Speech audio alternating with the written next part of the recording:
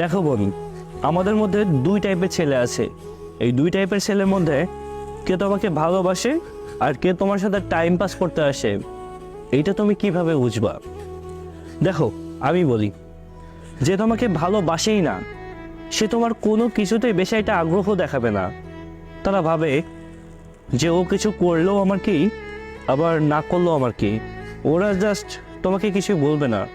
তুমি আছো নাকি নাই, তুমি বেঁচে আছো নাকি মারা গিয়েছো, কোনো কিছুতেই না তাদের কোনো যাই আসে না। তারা শুধুমাত্র তাদের যখন কথা বলার মানুষ থাকে না তখনই তারা তোমাকে গুরুত্ব দিবে, তোমার কাছে আসবে, তোমাকে ভালোবাসবে। তার যতটুকু সময় নেওয়ার দরকার ততটুকু সময় তোমার কাছ থেকে নিয়ে একটা পর্যায়ে গিয়ে দেখবে সে তোমাকে খুব নির্মমভাবে কষ্ট দিয়ে ছেড়ে দিবে। আর এক ধরনের ছেলে আছে, মানে যে তোমাকে সত্যিকারের অর্থে ভালোবাসবে, সে তোমার সব কিছুতেই না আপত্তি দেখাবে, এইটা করা যাবে না সেইটা করা যাবে না, সব কিছুতেই সন্দেহ করবে, যেটা তোমার জন্য সঠিক নয় সেটা করতে দিবে না। তারপর তুমি না শুনলে তোমাকে বকা দিবে, শাসন করবে।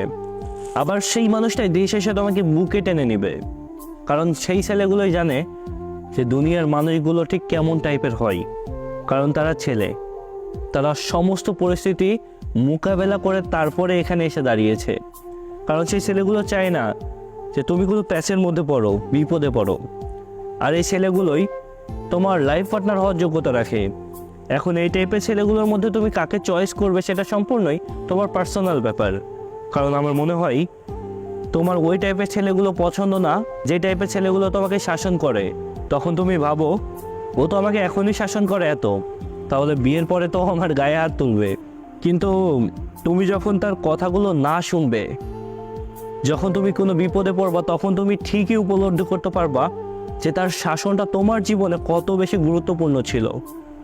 তো বোন, নিজের ভালো নিজে বোঝো আর ভালো থাকো।